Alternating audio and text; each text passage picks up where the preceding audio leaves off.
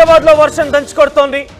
ఉదయం నుంచి కూడా ఆకాశానికి చిల్లు పడిందా అన్న చందంగా పెద్ద ఎత్తున వర్షపాతం నమోదవుతోంది. చాలా చోట్ల రోడ్లన్నీ కూడా జలమయమయ్యాయి. రోడ్లపైకి వరద నీరు చేరింది. ఏకంగా పలు ప్రాంతాలన్నీ కూడా నీట మునిగాయని చెప్పొచ్చు. ఉదయం నుంచి కూడా అంటే సుమారుగా 4 గంటల ప్రాంతం నుంచి కూడా ఉరుములు మెరుపులతో కూడినటువంటి ఆ వర్షపాతం నమోదైంది. చాలా భారీగా వర్షపాతం అంటే ఈ వర్షాకాల సీజన్లో అంటే ఈ సంవత్సరంలో అత్యధికంగా ఈరోజు భారీ వర్షపాతం నమోదైనట్టుగా తెలుస్తోంది.